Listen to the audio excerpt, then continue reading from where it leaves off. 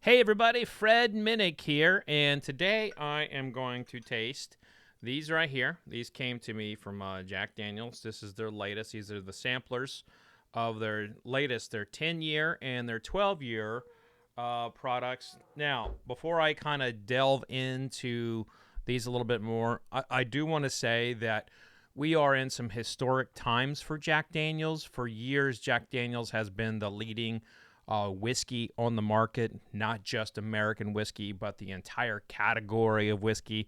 You know, beating out Crown Royal, Johnny Walker. I mean, it is a sight to be seen internationally. Jack Daniels is an incredibly important product for all of whiskey. It opens the doors for so many Kentucky bourbons, even as far as, Northwest, as Westland, and Northeast, as Hudson or Whistle Pig. It doesn't matter. Jack Daniels opens the doors for the category of whiskey, period.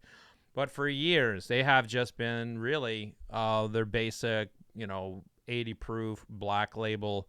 That is what they're slinging at stadiums. That's what's picking up the sponsorships for the NBA. That's what everyone talks about. That's what moves the needle is the black label, the standard 80 proof for your Tennessee whiskey. Now, of course, they did bring in Gentleman's Jack. They brought in single barrel. They brought in rye. They've had a lot of different products come and go. But the main thing that's always worked for them has been the black label. What has changed in the last, I want to say, 4 years is a real focus on people like me, the bourbon geek, the people who want to taste something more than just 80 proof whiskey, the people who are not mixing with Coca-Cola, the people who are hoping to sit by a campfire with their friends and taste something really special.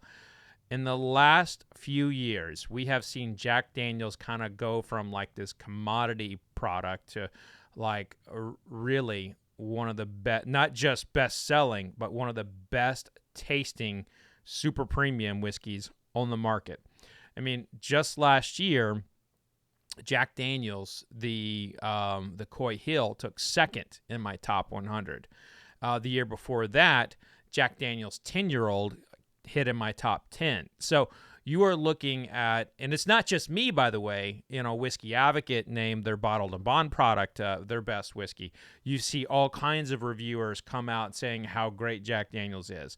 This is because they have focused on us, the geeks, the people who want to taste really super premium stuff at a good moment. Like this is not the crowd that's adding Coca-Cola to their whiskey. Not that there's anything wrong with that. I do want to be very clear about that. I think Jack and Coke is an iconic drink. Actually, I believe in Jack and Coke. I also think that Jack Daniels is probably the best thing to mix with Coca-Cola. I've said that here. I've said that in newspaper articles. I've said that in things I've written.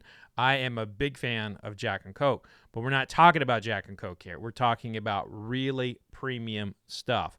And this year, they're releasing their the 12-year and a 10-year. Now, both of these are going to be coming in at 700 mLs.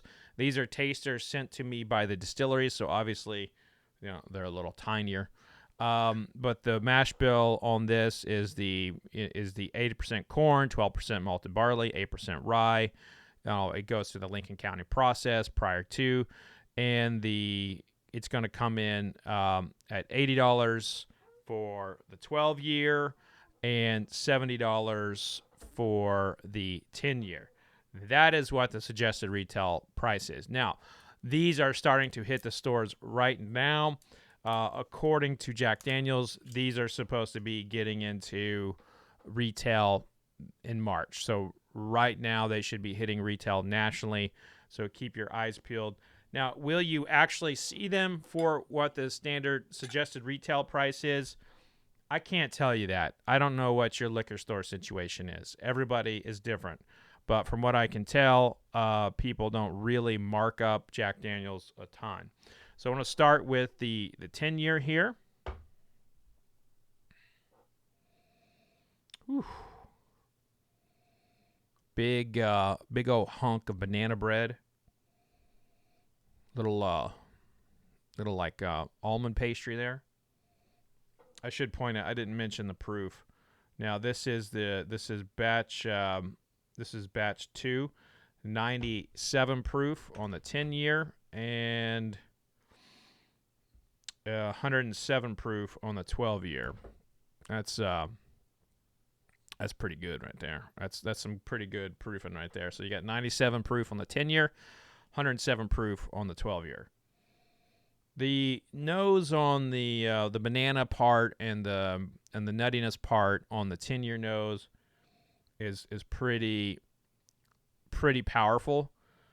But there's like this kind of like barnwood smell, kind of like this old dusty like back of a barn, cobwebs, hay, real kind of earthiness there. If you grew up around cattle, horses, anything that required barns, you know that old barn smell. If you grew up in the city, it's hard to explain what that smells like. Probably the closest thing I could give to you is an old dusty apartment.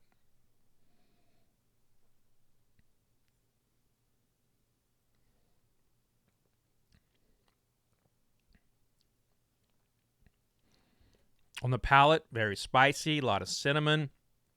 I get some cocoa on this. I get some, what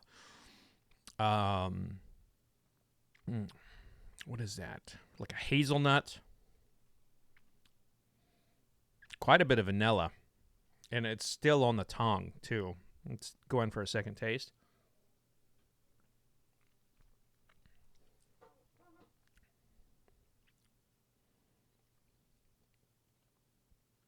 Little leather, and for those who are like, oh my gosh, you're eating leather, oh ha ha ha. Well, look, you chew on a baseball glove, or a saddle strap at some point in your life, you know what the taste of leather is. And the older you get in a whiskey, the more you extract out of the wood, and the more you get kind of like these tannic flavors that are, derived from the wood, and leather is one of those kind of notes. It's really powerful. For 97 proof, it's still on the tongue. It's still lingering. It's really, really quite delicious. The 10-year, I would even say just by memory, I'd have to do a taste off to give you a final answer, but I think I like batch 2 better than batch 1. And if you go back to my reviews of Jack Daniel's 10-year, you'll see how much I loved Jack Daniel's 10-year, the first batch, and I think this is probably better. In fact, I'm going to bet that I would like that better in a blind tasting. I would have to do it, right? I'd have to do the blind tasting, but I think I like Jack Daniel's 10 batch 2 better than I would like batch 1. All right, so let's go to the 12-year. 107 proof, yeah.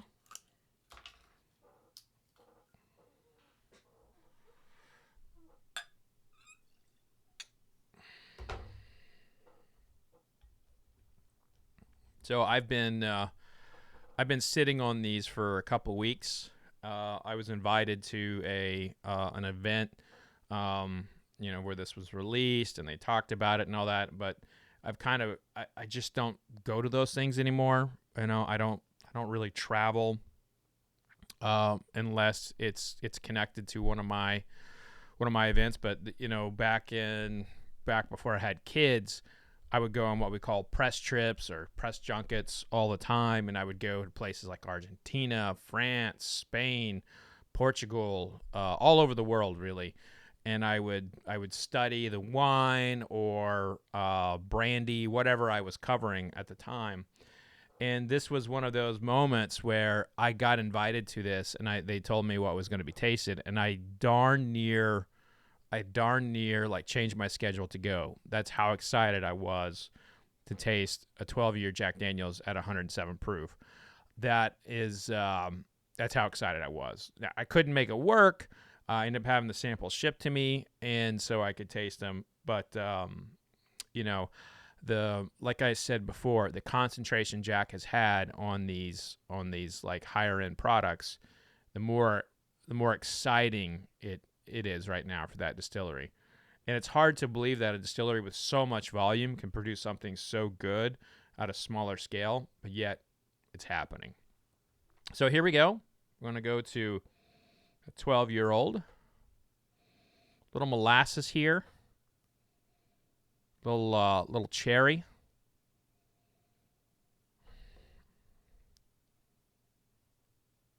I'm going to say some grass, some like fresh cut grass. And just a hint of campfire smoke.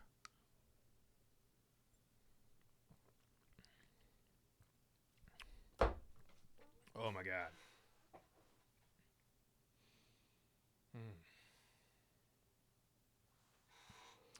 Wow. Wow. That is unfriggin' believable.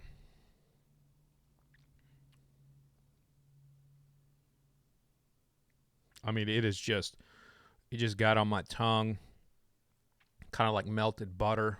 Just like went all the way back in the front, kind of dripped on down, tickled the roof of my tongue, layering my palate with there's so many notes coming in all at once. Nutmeg, cinnamon, vanilla, caramel, like a brown sugar, like all of these like really beautiful, concentrated, sweet notes with some of these baking spices right there in the background. This is just beautiful, all over the place, and I'm going to taste it again.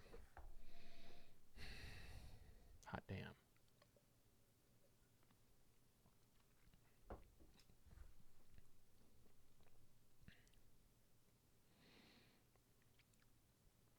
Mm.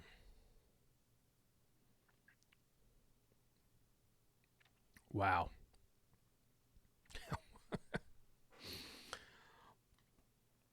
This 12-year.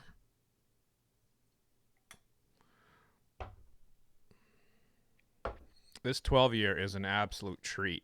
I really enjoyed the 10-year, but the 12-year 107 proofer is great. The 10-year was spectacular, but the 12-year Jack Daniel's 107 proof is elite. It's on another level. Like, this is, like, if you ask me, like, do you want this or William LaRue Weller, which is perennially one of the best whiskeys every year. Last year it finished number one in my top 100. It is always, for my palate, amazing, and I would have a very difficult time making that decision. Do I want William LaRue Weller or this Jack Daniel's 12-year 107 proof? I mean, my question to Brown Foreman is, like, if you have been able to make this all along, why haven't you? Wow.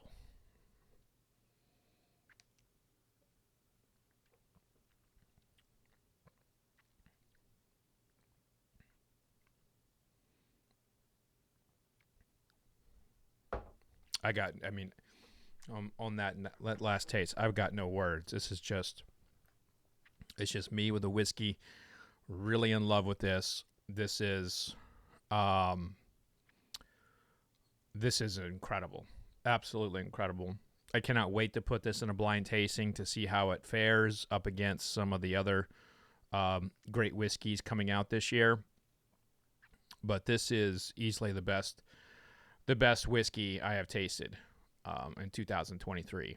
It is phenomenal. Now we have a lot of time left. The great releases typically come out in the fall, but this is the best spring release I've had yet. And wow, it is so friggin' good.